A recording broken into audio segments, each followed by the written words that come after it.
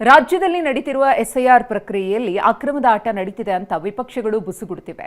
ಇದಕ್ಕೆ CM DK ಸೇರಿ ಕಾಂಗ್ರೆಸ್ನ ಕಲಿಗಳು ಪಂಚ್ ಕೊಡುತ್ತಿದ್ದಾರೆ. ಸಂಗ್ರಾಮ ಚುನಾವಣಾ ಆಯೋಗದ ಅಂಗಳಕ್ಕೆ ತಲುಪಿದ್ದು ಕುತೂಹಲ ಮೂಡಿಸಿದೆ.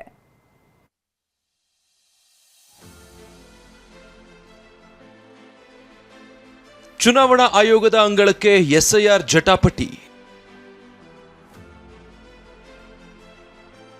ಬಿಜೆಪಿ ಜೆಡಿಎಸ್ ದೂರು, Congress ತಿರುಗು. Hotel Management with AI. Join IIHM, International Institute of Hotel Management. Gate. ರಾಜ್ಯದಲ್ಲಿ ಎಸ್ಐಆರ್ ಇದೀಗ ಆಡಳಿತ ಮತ್ತು ವಿಪಕ್ಷದ ನಡುವೆ ತೀವ್ರ ಜಟಾಪಟಿಗೆ ವೇದಿಕೆ ಆಗಿದೆ. ಸರ್ಕಾರ ಎಸ್ಐಆರ್ ದುರುಪಯೋಗ ಪಡಿಸಿಕೊಳ್ತಾ ಇದೆ ಅಂತ ಆರೋಪಿಸಿ ನಿನ್ನೆ ಕೇಂದ್ರ ಸಚಿವರಾದ ಪ್ರಹ್ಲಾದ್ ಜೋಶಿ, ಕುಮಾರಸ್ವಾಮಿ ನೇತೃತ್ವದಲ್ಲಿ ರಾಜ್ಯ ಮುಖ್ಯ ಚುನಾವಣಾಧಿಕಾರಿಗೆ ದೂರು ಸಲ್ಲಿಸಲಾಗಿದೆ. ಎಸ್ಐಆರ್ ಅಕ್ರಮಕ್ಕೆ ಸಂಬಂಧಿಸಿದ ವಿಡಿಯೋ, ಫೋಟೋ ಸಾಕ್ಷ್ಯಗಳನ್ನು ಒದಗಿಸಲಾಗಿದೆ. ಮಾರ್ಗಸೂಚಿ ಪ್ರಕಾರ ಬಿಎಲ್ಒಗಳು ಪರಿಷ್ಕರಣೆಗೆ ಮನೆ ಮನೆಗೆ ಹೋಗದೆ ನಿಯಮ ಉಲ್ಲಂಘಿಸಿದ್ದಾರೆ. ಮಸೀದಿ, ಸಮುದಾಯ ಭವನಗಳಲ್ಲಿ ಎಸ್ಐಆರ್ ಅರ್ಜಿ ಭರ್ತಿ ಮಾಡಲಾಗ್ತಾ ಇದೆ. ಗುಂಪು ಗುಂಪಾಗಿ ಎಸ್ಐಆರ್ ಪ್ರಕ್ರಿಯೆ ಮಾಡಲಾಗ್ತಾ ಇದೆ. ನಿರ್ದಿಷ್ಟ ಜಾಗಕ್ಕೆ ಮತದಾರರನ್ನು ಕರೆಸಿಕೊಳ್ಳೋದಕ್ಕೆ ವಾಟ್ಸಪ್ ಗ್ರೂಪ್ ರಚಿಸಲಾಗಿದೆ. ಮ್ಯಾಪಿಂಗ್ ಪ್ರಕ್ರಿಯೆಯನ್ನು ಸರಿಯಾಗಿ ಮಾಡಿಲ್ಲ. ಮೃತರ ಹೆಸರಲ್ಲಿ ಮತ್ತೊಬ್ಬರ ಹೆಸರು ಸೇರಿಸುವ ಹುನ್ನಾರ ನಡೆದಿದೆ. ಎಸ್ಐಆರ್ ಪ್ರಕ್ರಿಯೆಯ ಮೂಲ ಉದ್ದೇಶವೇ ವಿಫಲಗೊಳ್ತಾ ಇದೆ. ಈವರೆಗಿನ ಇಡೀ ಎಸ್ಐಆರ್ ಪ್ರಕ್ರಿಯೆ ರದ್ದುಗೊಳಿಸಬೇಕು. ಚುನಾವಣಾ ಆಯೋಗ ತಕ್ಷಣವೇ ಸಮಗ್ರ ತನಿಖೆಗೆ ಆದೇಶಿಸಬೇಕು. ಅಷ್ಟೇ ಅಲ್ಲ, ಹೊರ ರಾಜ್ಯದ ಅಧಿಕಾರಿ ಉಸ್ತುವಾರಿಯಲ್ಲಿ ಮತದಾರರ ಪಟ್ಟಿ ಸಿದ್ಧಪಡಿಸಬೇಕು. ಚುನಾವಣಾಧಿಕಾರಿಗೆ ದೂರು ಸಲ್ಲಿಸಲಾಗಿದೆ. ಬಹುತೇಕ ಕಡೆ ಇವತ್ತು ಚುನಾಯಿತ ಪ್ರತಿನಿಧಿಗಳೆಲ್ಲ ಕಾಂಗ್ರೆಸ್ಸಿನ ಹಿಂದಿನ ಚುನಾಯಿತ ಪ್ರತಿನಿಧಿಗಳ ಮನೆಯಲ್ಲಿ ಒಂದೇ ಒಂದು ಕಮ್ಯುನಿಟಿಯ, ಅಂದರೆ ಮುಸಲ್ಮಾನರ ಲೀಡರ್ಸ್ಗಳ ಕೈಯಲ್ಲಿ ಕೊಟ್ಟು, ನಾವು ಇವತ್ತು ಈ ಜಾಗಕ್ಕೆ ಹೋಗ್ತಾ ಇದ್ದೀವಿ, ನೀವು ನಮ್ಮ ಜೊತೆಗೆ ಬರಬಹುದು ಅಂಥೇಳಿ ಯಾವುದೇ ಮಾಹಿತಿ ಕೊಡ್ತಾ ಇಲ್ಲ. ಶಿವಕುಮಾರ್ ಅವರು ಬೇಕಂತಲೇ ಯಾರ್ದು SIRದಲ್ಲಿ ತೆಗೆದು ಹಾಕ್ತಾರೆ ಅವರಿಗೆ ಗ್ಯಾರಂಟಿ ಕೊಡೋದಿಲ್ಲ ಅಂತ ಹೇಳಿದ್ದಾರೆ. ಇದರ ಉದ್ದೇಶ ಏನು ನಿಮ್ಮದು? ಈ ಕಾಲದಲ್ಲಿ ಯಾಕೆ ಅನೌನ್ಸ್ಮೆಂಟ್ ಮಾಡಿದ್ದೀರಿ ನೀವು? ಇದರ ಉದ್ದೇಶ ಹೆದರಿಸಿ ಜನರನ್ನು ಹಿಂಡುಗಟ್ಟಲೆ, ಕುರು ಹಿಂಡುಗಟ್ಟಲೆ ತೆಗೆದುಕೊಂಡು ಹೋಗಿ ಎನ್ಯುಮರೇಷನ್ ಮಾಡುವಂಥ ಒಂದು ಪ್ರಯತ್ನವನ್ನು ಅಕ್ರಮದಲ್ಲಿ ಇವರು ತೊಡಗಿದ್ದಾರೆ.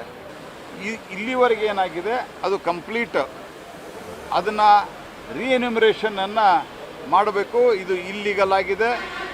ಇದು ನಿಜವಾದ SIRದ ಒಂದು ಪ್ರಕ್ರಿಯೆ ಏನಿದೆ, ಅದರ ಉದ್ದೇಶ ಏನಿದೆ, ಅದು ವಿಫಲಗೊಳಿಸುವಂಥ ಒಂದು ಕುತಂತ್ರ ಆಗಿದೆ. ಇನ್ನು ಕೇಂದ್ರ ಸಚಿವ ಕುಮಾರಸ್ವಾಮಿ ಬಾಂಗ್ಲಾದೇಶದವರನ್ನ ಅಕ್ರಮವಾಗಿ ಮತದಾರರ ಪಟ್ಟಿಯಲ್ಲಿ ಸೇರಿಸಲಾಗ್ತಾ ಇದೆ ಎಂದು ಆರೋಪಿಸಿದ್ದು, ಸೂಕ್ತ ಕ್ರಮಕ್ಕಾಗಿ ನವದೆಹಲಿಯಲ್ಲಿ ಕೇಂದ್ರ ಮುಖ್ಯ ಚುನಾವಣಾ ಆಯುಕ್ತರು ಮತ್ತು ಕೇಂದ್ರ ಗೃಹ ಸಚಿವ ಅಮಿತ್ ಶಾ ಅವರನ್ನ ಖುದ್ದಾಗಿ ಭೇಟಿಯಾಗಿ ವಿಡಿಯೋ ದಾಖಲೆಗಳ ಸಮೇತ ದೂರು ನೀಡಲು ಕುಮಾರಸ್ವಾಮಿ ನಿರ್ಧರಿಸಿದ್ದಾರೆ. ಪ್ರಿಯಾಂಕಾ ಖರ್ಗೆ ಅವರು ಚುನಾವಣಾ ಆಯೋಗದವರು ಕದ್ದ ಕಾಯ್ತಿದ್ದಾರೆ ಅಂತ ಏನು ಹೇಳ್ತಾರೆ.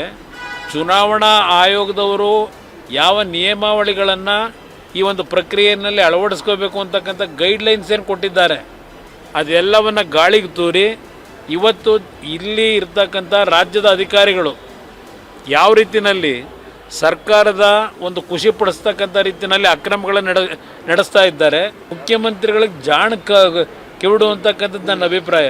ಪಾಪ ಹೇಳಿದ್ದಾರೆ, ವಿರೋಧ ಪಕ್ಷಗಳು ಟೀಕೆ ಮಾಡೋಕ್ಕೆ ಇರೋದು ಅಂತ.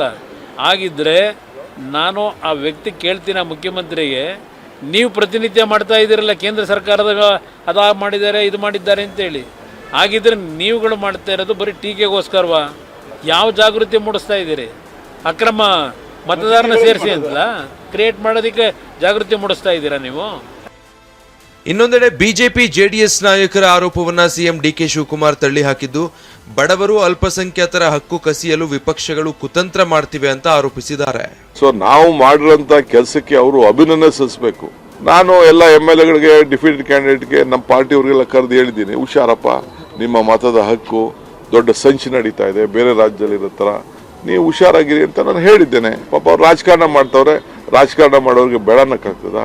ಟೀಕೆ ಮಾಡ್ತಾ ಇದ್ದಾರೆ, ಟೀಕೆ ಮಾಡೋರಿಗೆ ಬೇಡನಕ್ಕಾಗ್ತದ? ಎಲಬಿಲ್ ನಾಲಿಗೆ ಮಾಡಲಿ.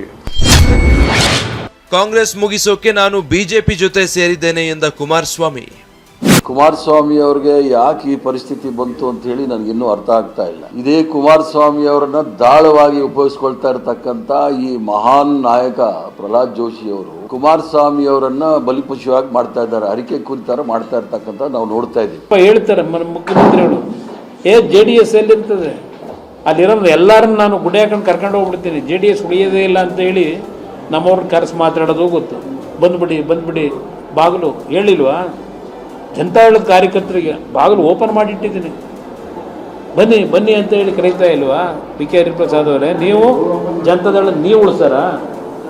ನರೇಂದ್ರ ಮೋದಿಯವರು BJPಯವರು ಜನತಾದಳ ಮುಗಿಸಾರ? ಇಲ್ಲಿ ನಮಗೂ ಸ್ವಲ್ಪ ಅರ್ಥ ಆಗಿದೆ, ನಾವು ಸ್ವಲ್ಪ ತಿಳ್ಕೊಂಡಿದ್ದೀವಿ.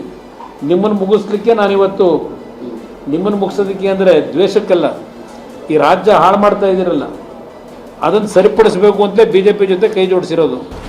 ಒಟ್ಟಾರೆ ರಾಜ್ಯದಲ್ಲಿ SIR ಕದನ ಹೊಸ ದಿಕ್ಕಿಗೆ ಹೊರಳಿದೆ. ಕಾಂಗ್ರೆಸ್ ಕೂಡ ಚುನಾವಣಾ ಆಯೋಗಕ್ಕೆ ದೂರು ಸಲ್ಲಿಸಲು ಪ್ಲಾನ್ ಮಾಡ್ತಿದೆ. Bureau report, TV9.